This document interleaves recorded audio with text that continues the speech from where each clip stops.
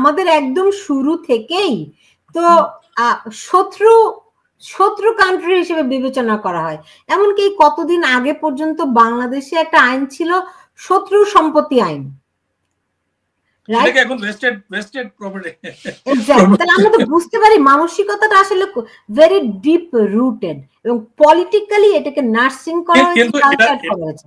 দেখুন ইকোনমিক্যালি আমার প্রশ্নটি হচ্ছে আপনার কাছে যে আমি ধরেন ডক্টর ইউনূসের সঙ্গে নরেন্দ্র মোদীর বৈঠকটি দেখে আমার মনে হয়েছে যে ভারত সবসময়ই একটা সুবিধাজনক জায়গায় থাকে আওয়ামী লীগ যদি ক্ষমতায় না থাকে।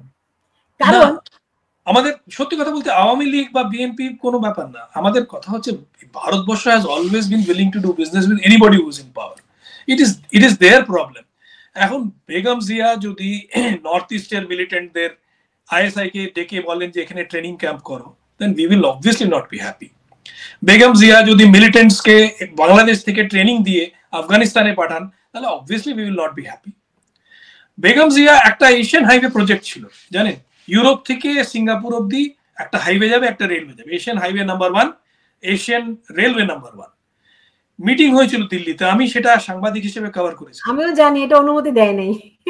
দুটো দেশ, শুধু দুটো দেশ, পাকিস্তান এবং বাংলাদেশ। কেন? কারণ ভারতবর্ষের ভিতর দিয়ে যাবে। আরে বাবা, তাহলে কি তিব্বত দিয়ে রেলওয়েটা যাবে? কি বোকার মতন কথা বলে।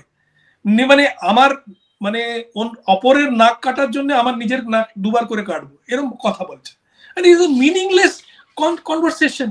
মানে আলটিমেটলি বিশ্বাস করবেন না, জার্মান যে হেড অফ ডেলিগেশন ছিল, he was the one who made a snide remark to the Bangladeshis যে what you are proposing is out of this world. আপনি যে কথাগুলি বললেন যে বেগম জিয়া কি কি করলে আপনার সঙ্গে সম্পর্ক ভালো থাকবে, এরশাদের সঙ্গে সুসম্পর্ক ছিল ভারতবর্ষের, কোনো তো প্রবলেম। এরশাদ তো was not certainly not Awami লীগের। এটা তো কোনো কথাই হলো না। কিন্তু ডক্টর জেনারেল জিয়া যখন পাওয়ারে এলেন, শুনুন আমি আপনাকে একটা গল্প বলি। জেনারেল জিয়া যখন পাওয়ারে এলেন, তখন তার আগে বিভিন্ন রকমের আপনাদের ঢাকার রাস্তায় গ্রাফিটি এসেছিল। Those graffitis were against Bangabandhu, those graffitis were against Hindus, those graffitis were against a lot of people. ঠিক আছে? মোরারজি দেশাই ঢাকা বেড়াতে গেলেন, ওভারনাইট প্রত্যেকটা গ্রাফিটি ডিসঅ্যাপিয়ার করে গেছিল। Not a single graffiti was there. Okay, so he was also trying to make amends with India. It's a different thing that ultimately he could not, because he had a wife who had too deep roots in Pakistan, and probably tar influence ISI er presence Bangladesh e badhte laglo. Kintu that is a different thing, but he tried. He at least tried, and India also tried at that time. Morarji Desai nale keno fly kore Bangladesh e bolun? Morarji Desai was a very strict politician. মানে ইন্দিরা গান্ধীকে যদি আমরা iron lady বলি, আর আমরা সবাই ইন্দিরা গান্ধীকে সত্যি আমরা তাদের এখনো ভক্ত ভারতবর্ষে, তাহলে Morarji Desai was an iron man. He was a very tough guy to deal with.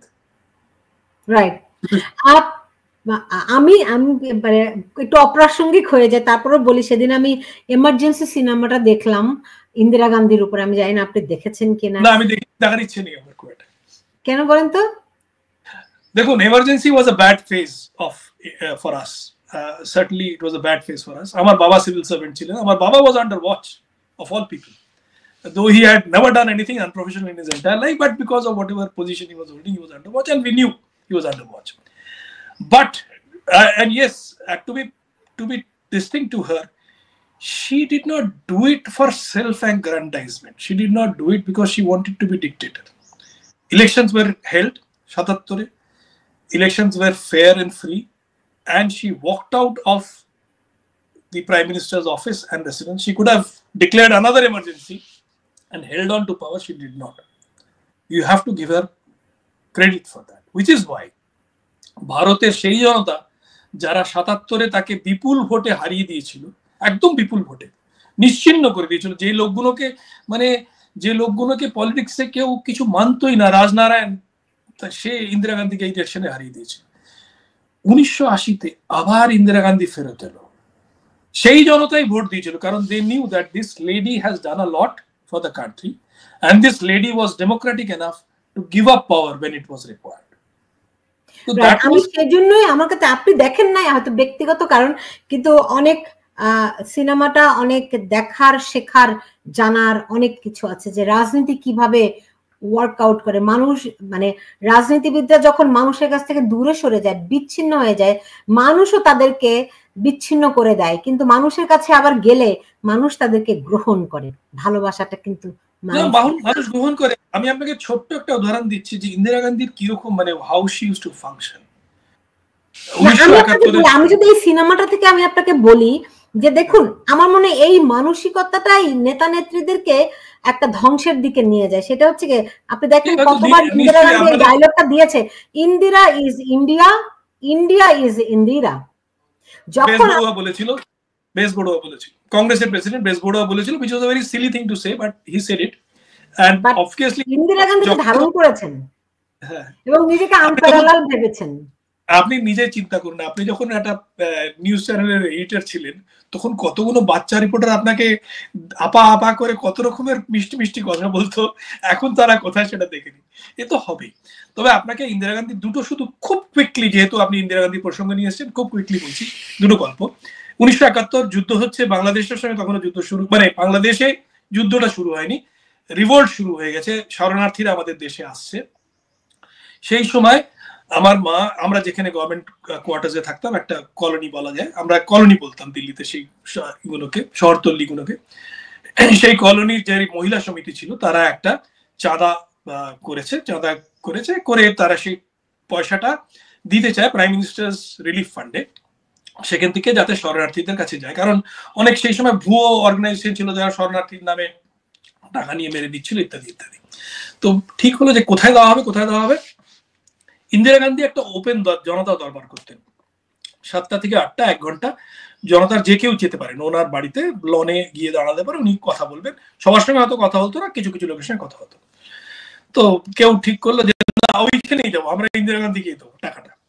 তো একদল মহিলা, চিন্তা করুন, শাড়ি পরে, তাদের মধ্যে বেশ কয়েকজন লাল পাড় শাড়ি পরে, যেমনি বাঙালিরা পরে, সাদা লাল পাড় শাড়ি পরে চলে গেছে। সকালবেলা চান টান করে ভোর 7টায় ইন্দিরা গান্ধীর বাড়ি গেছে। কোনোদিন তারা কোনো পলিটিক্সে নেই, কোনো ইন্টারন্যাশনাল অ্যাফেয়ার্সে নেই, তারা গৃহবধূ সবাই। তো ইন্দিরা গান্ধী দূর থেকে, ওনাদের হয়তো চান্সই আসতো না ইন্দিরা গান্ধীর সঙ্গে কথা বলা, কিন্তু দূর থেকে দেখেছেন মহিলারা দাঁড়িয়ে আছে, আর দেখেছেন ওদের মধ্যে সবাই শাড়ি পরা, একজন লাল পাড় শাড়ি। উনি নিজে শান্তিনিকেতনের শিষ্য ছিলেন এবং সেই জন্য লাল পাড় শাড়িটা ওনার মাথার মধ্যে সবসময় থাকে, উনি নিজে ওখানকার ইউনিফর্মই লাল পাড় শাড়ি। উনি ওখান থেকে হেঁটে বাকি অনেকজনকে পার করে ওখানে চলে এলেন। এবং আমার মা বোধহয় তখন সেক্রেটারি ছিল সেই কমিটিটার, এবং মাকে সোজা সম্বোধন করলেন লাল পাড় শাড়ি দেখে, ভাবলেন নিশ্চয়ই বাঙালি, এবং মা বলে সম্বোধন করলেন, যদিও মা বয়সে অনেক ছোট ওনার থেকে। মা, আপনারা এখানে কেন এসেছেন? তো বললো যে আমাদের এই জন্য আমরা এসেছি, শরণার্থীদের জন্য আমরা টাকা উঠিয়েছি এবং আমরা দিতে চাইছিলাম, এবং আমরা চাইছিলাম ঠিক জায়গায় যায়। 5 মিনিট দাঁড়িয়ে কথা বললেন। প্রত্যেকটা মহিলা যারা যারা ছিল, আজ অব্দি, আমার মা এখন বিগত হয়েছে, তার বান্ধবীরা এখনো জীবিত আছে, কেউ কোথাও বিভিন্ন স্টেটের লোক, কিন্তু তারা কেউ সাউথ ইন্ডিয়ান, কেউ কিন্তু ইউপির, কেউ দিল্লির পুরনো যে মুসলমান পরিবার যেগুলো খুব, যাকে আমরা বলি মির্জা ফ্যামিলি, সেরকমের, তারা এখনো ইন্দিরা গান্ধীর ভক্ত রয়েছে ওই 5 মিনিটের কথার জন্য।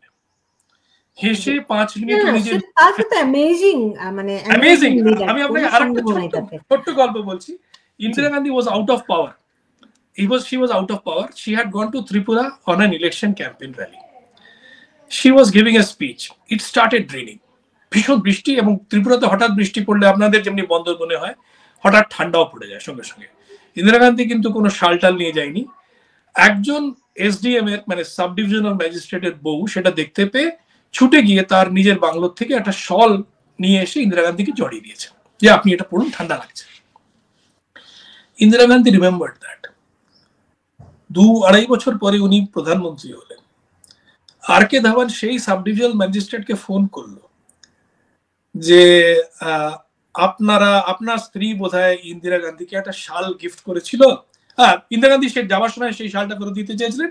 উনি বলছেন না না না, প্লিজ আপনি ফেরত দেবেন না, এটা আমি চাই যে আপনি রাখুন, গিফট করেছিল। So Mrs. Gandhi wants to, return the gift, and she has invited husband and wife, both of you, on our personal invitation, কোনো সরকারি খরচায় নয়, আমরা টিকিট পাঠাচ্ছি, ওনার পয়সার টিকিট, আপনারা ফ্লাই করে দিল্লি আসুন, ওনার সঙ্গে একটা নৈশভোজন করবেন। এবং তার যে আত্মীয় আমার বন্ধু ছিল, সেই জন্যই আমি গল্পটা জানি। দে কেম অ্যান্ড শি অফার্ড, মানে শাল তো ফেরত দিয়েই ছিল, প্রেজেন্ট করেই ছিল একটা, কিন্তু মানে উনি যা শাল দিয়েছিলেন তার হয়তো 1000 গুণ দামে বেশি শাল, কারণ পশমিনা শাল প্রেজেন্ট করেছিলেন। কিন্তু সাথে উনি বলেছেন আপনার জন্য আমি কি করতে পারি, আপনি আমার। আলাদা কথা যে সেই ভদ্রলোক বলেছিলেন, না ম্যাডাম, আমি কোনো, মানে I don't want any favours, but the thing is she remembered.